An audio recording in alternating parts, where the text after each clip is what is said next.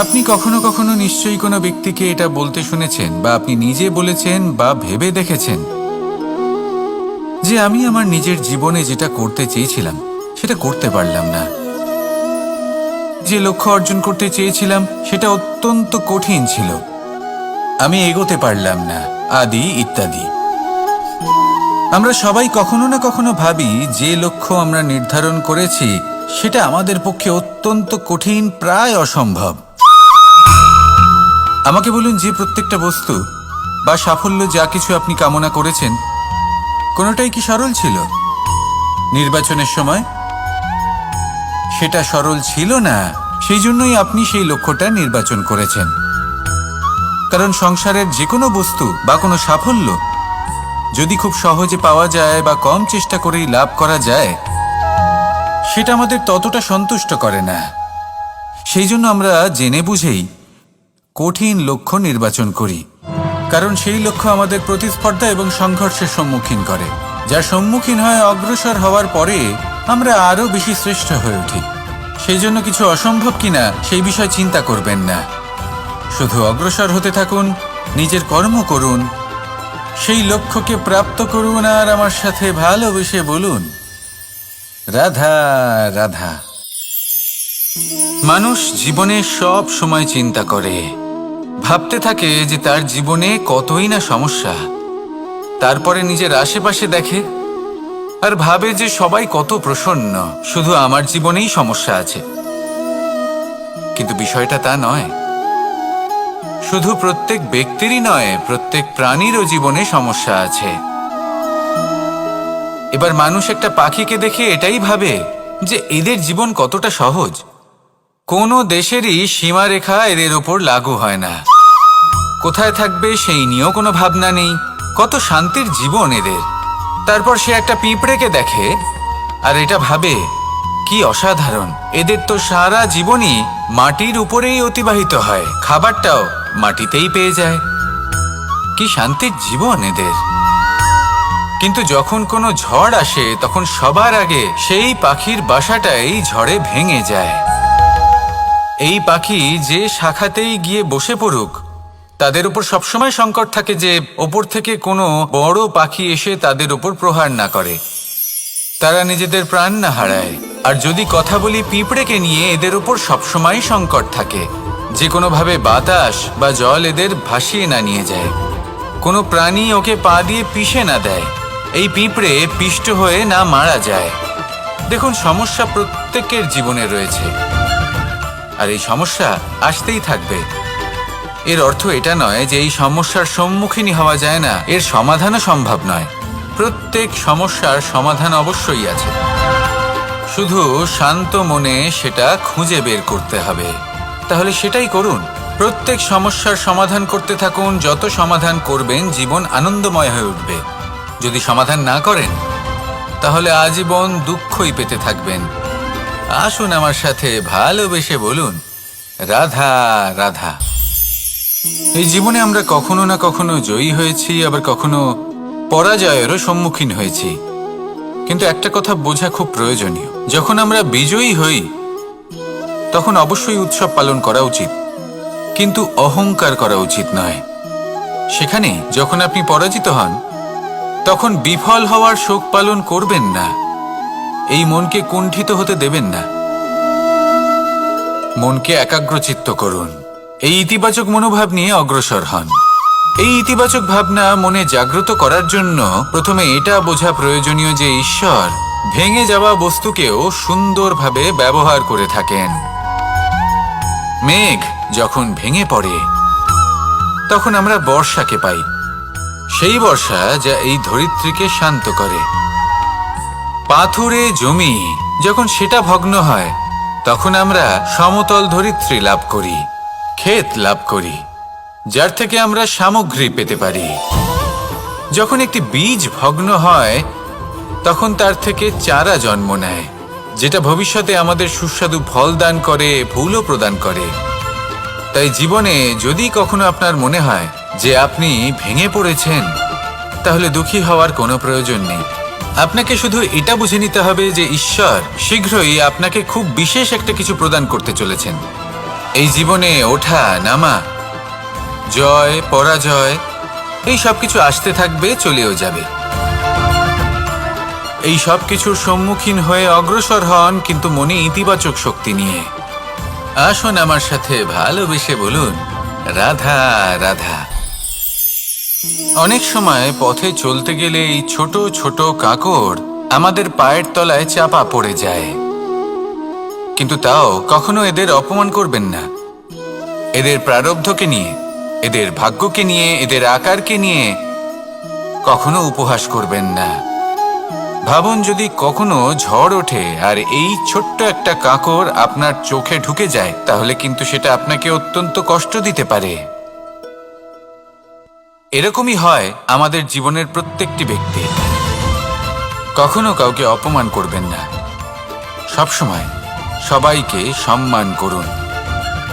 যদি আপনি কাউকে অপমান করেন, যদি আপনি কাউকে ছোট অনুভব করান, হতে পারে সময় এলে পরে সেই ব্যক্তিও আপনার শত্রু হয়ে উঠবে, আপনাকে বিকট পরিস্থিতিতে ফেলতে পারে। সেই জন্য কারোর আকার দেখে তাকে সম্মান করবেন না। এই সংসারে সবাইকে সম্মান করুন, সবাইকে ভালোবাসুন, আর আসুন আমার সাথে ভালোবেসে বলুন, রাধা রাধা। এই সংসারে ভৌতিক বস্তুরও নিয়তি আছে। যারাই এই সংসারে আসে বা উৎপন্ন হয়, তারা কিছুমাত্র সময় পর্যন্তই এখানে থাকতে পারে, আর তারপরে সেও লুপ্ত হয়ে যায়, অর্থাৎ সে নিজেও এই পঞ্চমহাভূতে সমাহিত হয়ে যায়। আমাদের সাথেও ঠিক এটাই হয়। সেই জন্যই ঈশ্বর দ্বারা প্রদত্ত এই উপহারের বিষয়ে ভাবুন, এই জীবনের বিষয়ে ভাবুন। ঠিক যেমন বিশ্বাস ভঙ্গ হলে কোনো ব্যক্তি আমাদের কাছে অপরিচিত হয়ে যান, ঠিক সেরকমই শেষ নিঃশ্বাস ত্যাগের পর এই শরীরও আমাদের কাছে পরই হয়ে যায়। তাই এই শরীর থাকাকালীন শ্রেষ্ঠভাবে একে সদ্ব্যবহার করুন, এই জীবনে শ্রেষ্ঠ কর্ম করুন, আর এই জীবনকে শ্রেষ্ঠভাবে যাপন করার জন্য কিছু কথা বোঝা প্রয়োজনীয়। যদি আপনি কারোর প্রশংসা করেন, তাহলে পূর্ণ হৃদয় দিয়ে করুন। যদি আপনি হস্তক্ষেপ করে থাকেন, তাহলে মস্তিষ্ক দ্বারা করুন। যদি আপনি সমীক্ষা করেন, তাহলে বিবেক দ্বারা করুন। যদি আপনি ধন অর্জন করতে চান, তাহলে নীতি অনুসারে চলুন। যদি জীবনযাপন করতে চান, তাহলে রীতি মেনে করুন। আর যদি ঈশ্বরের ভজন করতে চান, তাহলে ভক্তিভাব নিয়ে করুন। শুধু এই কথা মনে রাখবেন যে আপনার এই জীবন কিন্তু অনিশ্চিত কাল পর্যন্তই আছে। কতক্ষণ আছে সেটা কেউ জানে না। তাই কিছু মুহূর্ত যেটা যাপন করতে আমরা এখানে এসেছি, সেখানে ক্রোধ, অহংকার, ঈর্ষা, এইসব আবেগের কি গুরুত্ব বলুন তো? এগুলো ত্যাগ করুন। মানুষকে ক্ষমা করতে শিখুন, আস্তে আস্তে বিশ্বাস করতে শিখুন। এই সংসারে নিঃস্বার্থভাবে প্রেম করতে শিখুন, আর সবার মধ্যে আনন্দ বিতরণ করুন। তাই এই সব গুণ যদি আপনি আত্মসাৎ করতে পারেন, তাহলে আপনার জীবনে শুধু আনন্দ এবং আনন্দই বিরাজমান হবে।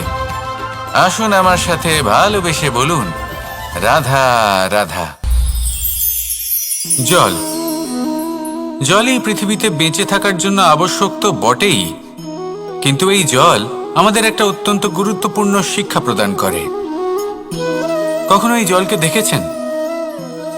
যে পরিস্থিতিতেই এই জল প্রবাহিত হোক না কেন, এর উপর যা কিছুই প্রভাব থাকুক না কেন, এর পথে যতই বাধা আসুক না কেন, তার মধ্যে থেকে ও নিজের পথ ঠিক বের করে নেয়, কিন্তু নিজের প্রবাহ থামতে দেয় না, ক্রমাগত অগ্রসর হতে থাকে। সেরকমই একটা শিক্ষা যেটা আমরা জল থেকে পেয়ে থাকি, তা হলো এটা: আমরা যখন জলের দিকে তাকাই, তখন আমরা নিজের প্রতিবিম্ব দেখি, স্পষ্টভাবে দেখতে পাই। কিন্তু তখনই দেখতে পাই যখন এই জল শান্ত থাকে, স্থির থাকে। যদি এই জল অশান্ত হয়ে থাকে, স্থির না হয়, তাহলে আমরা এতে নিজের প্রতিবিম্ব দেখতে পাই না। এটাই আমাদের মনের সাথেও হয়ে থাকে। যখনই জীবনে কোনো সংকট আসে, যদি আমরা শান্ত মনে, স্থির মনে সিদ্ধান্ত নিই, তাহলে সেটা এমন একটা শীতল সিদ্ধান্ত হবে যেটা আমাদের ভবিষ্যৎকে একটা শ্রেষ্ঠ স্থানে নিয়ে যাবে। যদি এই মন অশান্ত হয়, বিচলিত হয়, পীড়িত হয়, দুঃখিত হয়ে থাকে, রুষ্ট হয়ে থাকে, তাহলে অনেক সময় আমরা এমন সিদ্ধান্ত নিই যেটা আমাদের জন্য অনুচিত প্রমাণিত হয়। যখন আপনি ক্রুদ্ধ ছিলেন বা দুঃখের বশে ছিলেন, তখন অনেক সময় হয়তো এমন সিদ্ধান্ত নিয়েছেন যেটার জন্য ভবিষ্যতে আপনি অনুশোচনা করেছেন।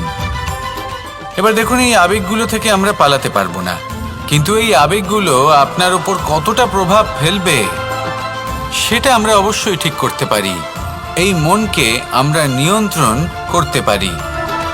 এটাই করুন, চিন্তা করুন, এই মনকে শান্ত রাখুন, স্থির হতে চেষ্টা করুন, আর তারপরে সিদ্ধান্ত নিন।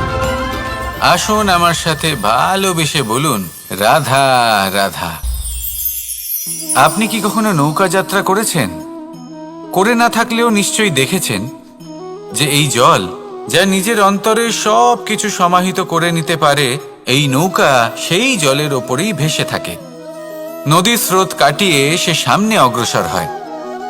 কিন্তু যদি এই নৌকায় কোনো ছিদ্র হয়, তাহলে কিন্তু সেই নৌকা ডুবে যাবে। আর এতে কোনো তফাৎ হবে না যে সেই ছিদ্র ছোট নাকি বড়, নৌকা ডুবে যাবে।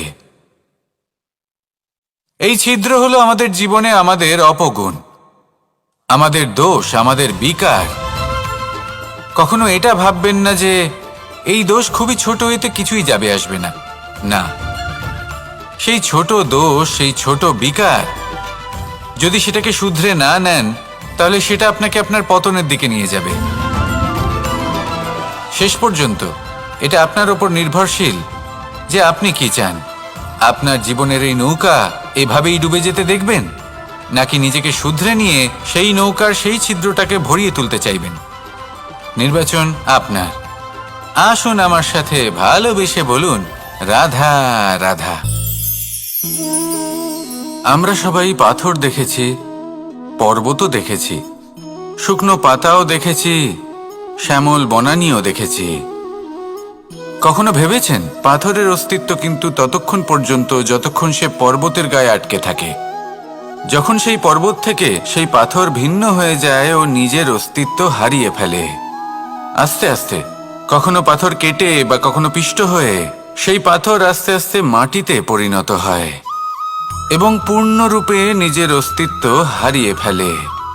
এটাই পাতার সাথেও হয়।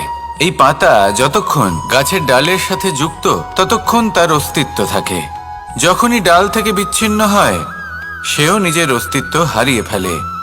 আর এটাই আমাদের সাথেও হয়। যতক্ষণ আমরা নিজেদের আপনজনের সাথে যুক্ত থাকি, আমাদের অস্তিত্ব বজায় থাকে। যখন আপনজনদের সাথে সম্পর্ক ছিন্ন করি, তখন আমরাও আমাদের অস্তিত্ব হারিয়ে ফেলি। এবার এই সংসারের প্রত্যেক ব্যক্তি স্বতন্ত্র থাকতে চান, আর অনেক ব্যক্তি স্বতন্ত্র থাকবেন বলে আপনজনদের দূরে করে দেন আর তাদের সাথে এই সম্পর্ক ছিন্ন করেন। এটা কি সত্যি প্রয়োজন? আপনজনদের সাথে সম্পর্ক ছিন্ন করে নিজের অস্তিত্ব হারিয়ে ফেলা প্রয়োজনীয়, নাকি আপনজনদের সাথে সম্পর্ক বজায় রেখে নিজেদের স্বতন্ত্র করে রাখা সেটা আবশ্যক? নির্বাচন আপনারই। আসুন আমার সাথে ভালোবেসে বলুন, রাধা রাধা।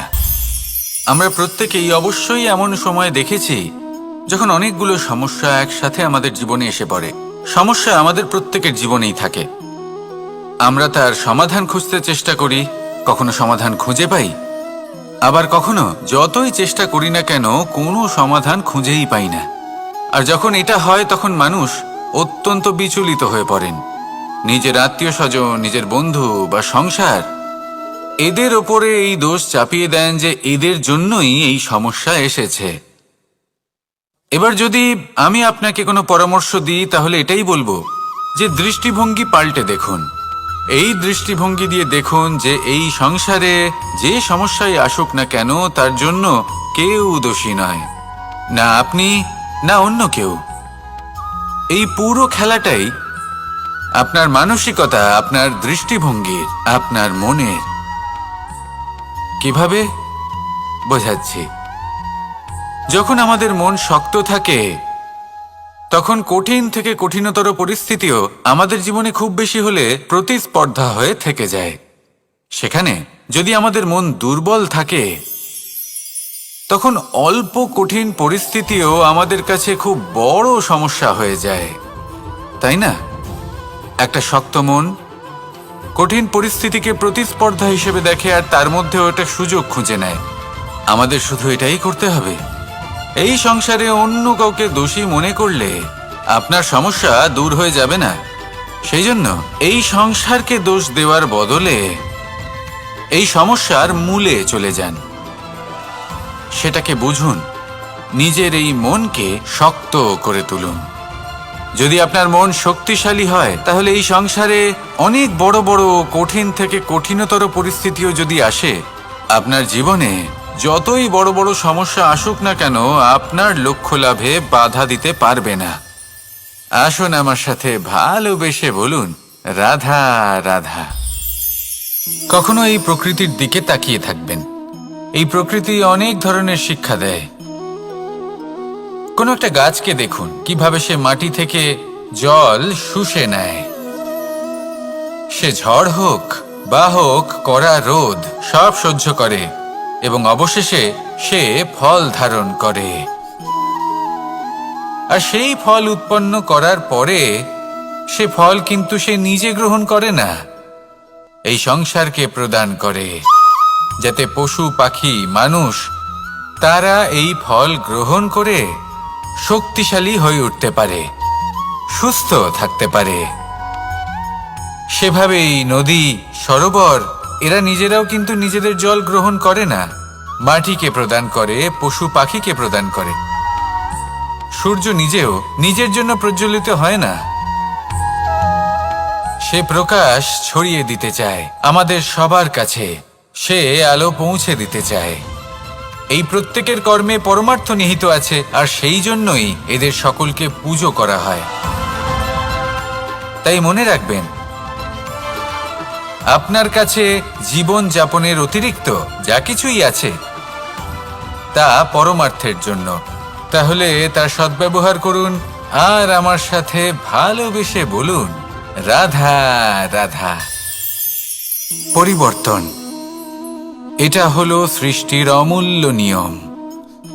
এই সংসারে সবকিছু সময়ান্তরে পরিবর্তিত হয়, এই সময়ও পরিবর্তিত হয়। পরিবর্তন চিরকাল হয়ে এসেছে আর চিরকাল হতে থাকবে। কিন্তু এবার আমরা সেই পরিবর্তন কিভাবে লাভ করব, যেটা আমাদের প্রয়োজন, যেটা আমরা চাই। আমরা জীবনে বিকাশ চাই। এই বিকাশ কিভাবে লাভ করতে পারি? এই প্রকৃতি কিন্তু আমাদের অত্যন্ত উত্তম উদাহরণ দিয়ে বুঝিয়েছে। একটি বিন্দুর উদাহরণ দিয়েছে যা ভবিষ্যতে একটা বিশাল নদীর আকার ধারণ করে। এটা কিভাবে হয়? মেঘ থেকে একটি বিন্দু ঝরে পড়ে সেই পর্বতের ওপর যেখানে হিম আছে। সেই হিমের সংস্পর্শে আসা মাত্র সেই বিন্দুর সাথে আরো বেশ কিছু বিন্দু যুক্ত হয়। তারপর তারা অগ্রসর হয়, আরো কিছু বিন্দু যুক্ত হয়, আস্তে আস্তে একটা ক্ষীণ ধারার রূপ ধারণ করে এবং সেটাই ভবিষ্যতে আরো এগোতে থাকে। অনেকটা যাওয়ার পর যখন অনেক সংখ্যক বিন্দু একসাথে যুক্ত হয়, তখন সেটা বিশাল নদীর আকার ধারণ করে। এবার আমরা মানুষ বলে আমাদের সাথে এই নিয়মের অন্যথা হয় তা নয়। আমরাও এই প্রকৃতির অংশ, আমাদের ক্ষেত্রেও একই নিয়ম প্রযোজ্য। যখন পরিশ্রম করে অনেক সংখ্যক বিন্দু আমরা একত্রিত করব, তখনই পরিবর্তনের নদী প্রবাহিত হবে। প্রয়োজন হলো নিরন্তর পরিশ্রম করা এবং ধৈর্য ধরা। এটা করতে থাকুন, জীবনে সব কিছু লাভ করতে পারবেন। কারণ প্রকৃতি আমাদের এটাই শিখিয়েছে, আর আমরা এই ব্রহ্মরই একটি অংশ, যার দ্বারা এই ব্রহ্মাণ্ড নির্মিত। আসুন আমার সাথে ভালোবেসে বলুন, রাধা রাধা।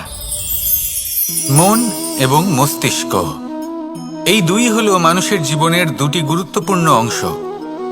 এবার আপনি বলবেন, এই দুইয়ের মধ্যে পার্থক্য কি? দুটোই তো সমান। না, যেটা আমি আপনাকে বোঝাতে চেষ্টা করছি সেটা ভালো করে বুঝুন। প্রথম, মন। এই মন অত্যন্ত চঞ্চল হয়, এর নিজের কোনো বিবেক থাকে না, সিদ্ধান্ত নেওয়ার কোনো ক্ষমতাই থাকে না। এই মন শুধু বয়ে চলে। আর দ্বিতীয় হলো মস্তিষ্ক, সেই অংশ যেখানে বুদ্ধির সঞ্চার হয়ে থাকে। এটা হলো জ্ঞান দ্বারা পরিপূর্ণ এবং অত্যন্ত প্রবলও হয়। বেশিরভাগ সময় জীবনের সঠিক সিদ্ধান্ত নেওয়ার ক্ষেত্রে এই মস্তিষ্কই আমাদের সাহায্য করে।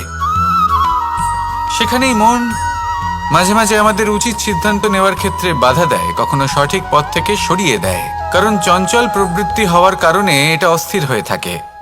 কখনো কখনো নেয়া সিদ্ধান্ত বদলাতেও এই মন আমাদের বাধ্য করে।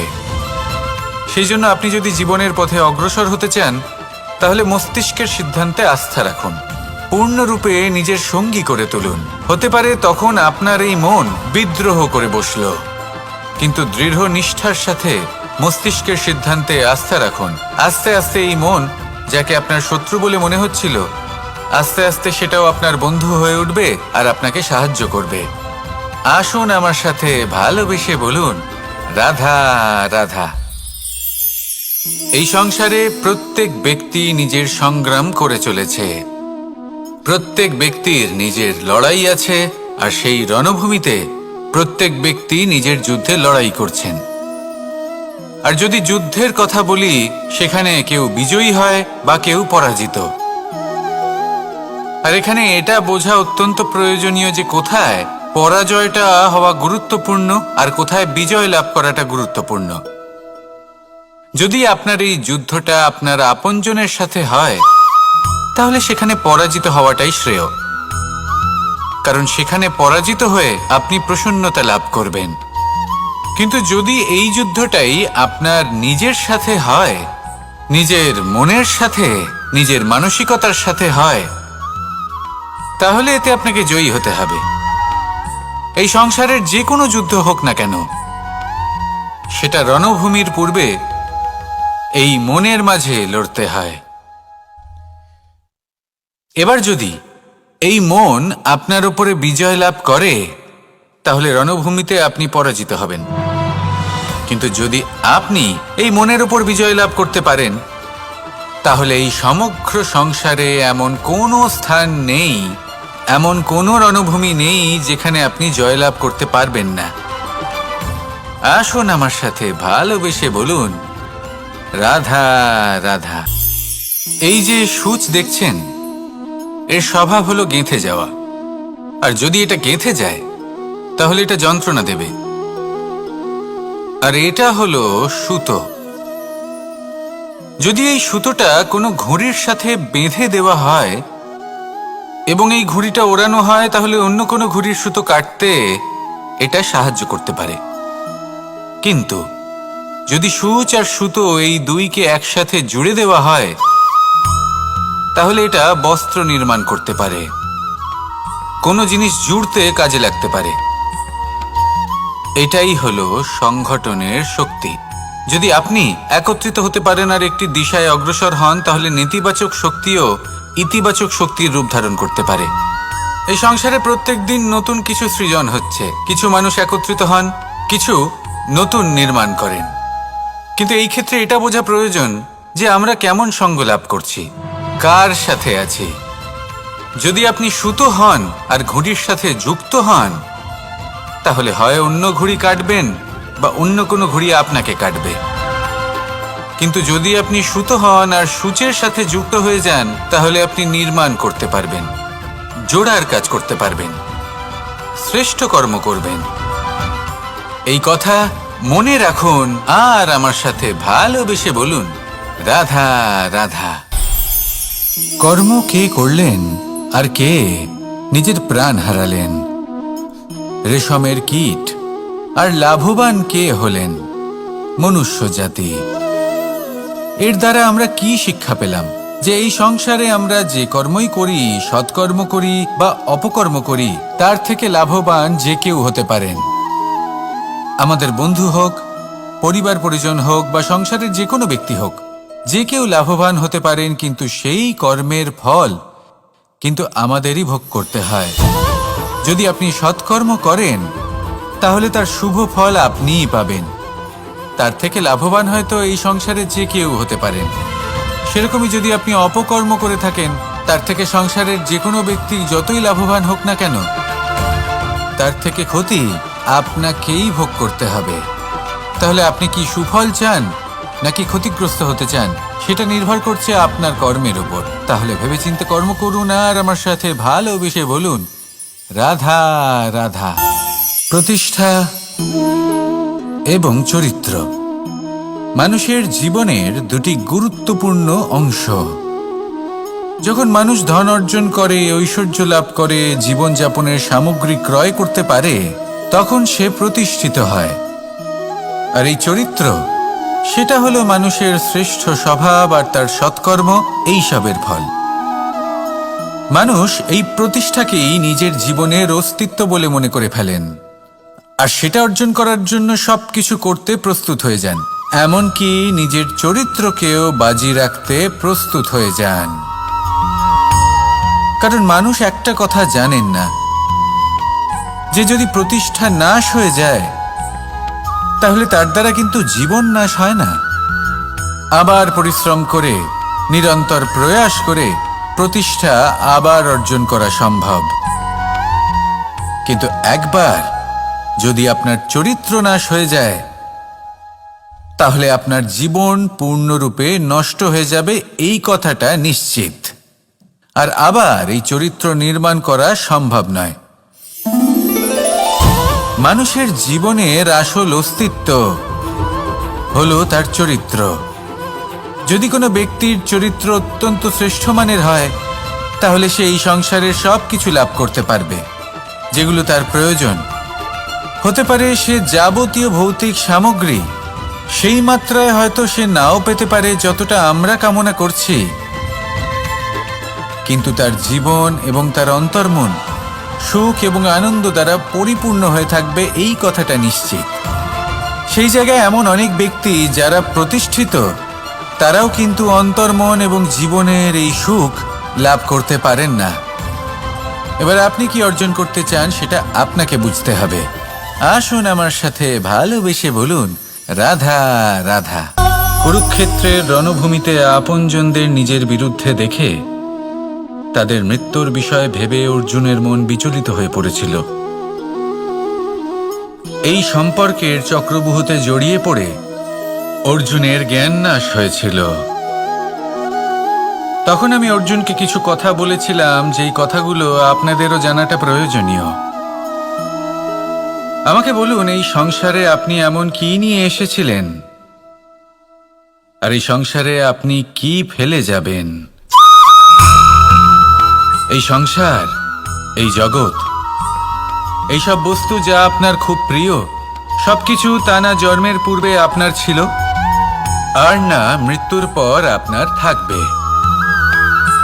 এই সংসার আমার থেকেই জন্ম নিয়েছে, আর মৃত্যুর পরে আমার মধ্যেই সমাহিত হয়ে যাবে। এখানে যার জন্ম হয়েছে তার মৃত্যু এখানে সুনিশ্চিত। শুধু জন্ম আর মৃত্যুর মধ্যের এই শরীর শুধুমাত্র একটা মাধ্যম, যার দ্বারা আমরা কর্ম করি, আর এই কর্মের ওপরেই শুধু আমাদের অধিকার রয়েছে। কিন্তু এই সংসারের কিছু অজ্ঞানী এই বিকারগুলোতে জড়িয়ে পড়ে ফল লাভের ওপর নিজের মনোনিবেশ করে, ফলের চিন্তা করতে থাকে। আর যদি মন মতো ফল না পায়, তাহলে কুপথে চলে যায়। অন্যদিকে এমন কিছু জ্ঞানী মানুষও আছেন যারা পূর্ণরূপে নিজেকে আমার কাছে সমর্পণ করেন আর শুধু নিজের কর্ম করতে থাকেন। এই কর্ম করেই আনন্দ লাভ করেন এবং তাতেই জীবন যাপন করেন। যদি আপনিও এটা চান যে আপনার জীবনে সুখ থাকুক, শান্তি থাকুক, সম্পন্নতা থাকুক, তাহলে সৎ পথে চলুন, ঈশ্বরকে স্মরণ করুন আর নিজের কর্ম করুন। আসুন আমার সাথে ভালোবেসে বলুন, রাধা রাধা। সন্দেহ আর বিশ্বাস, এই দুই আবেগ যাদের বিশেষত্ব আছে, কিন্তু এই দুইয়েরই স্থান একই, মন।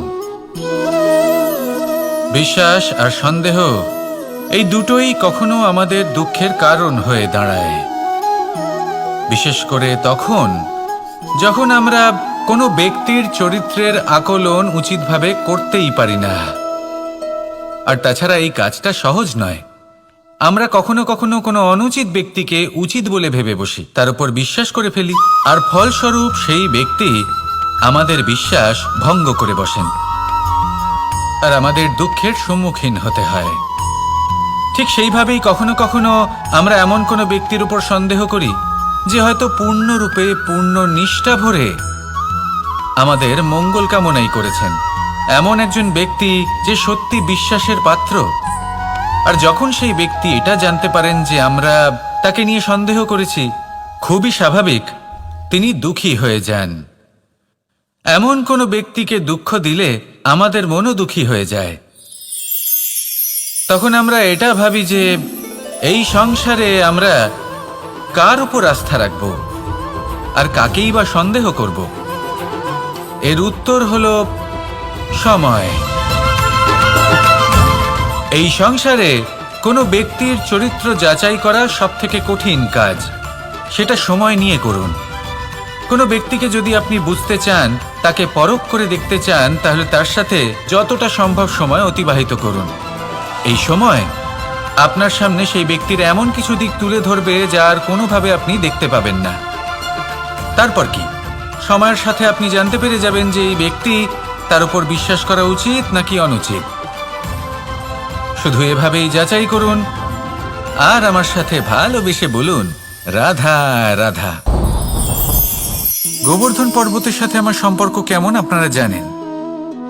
অনেকদিন আগে যখন আমি ছোট ছিলাম, একদিন আমি আর বাবা গোবর্ধন পর্বতে ওঠার চেষ্টা করছিলাম।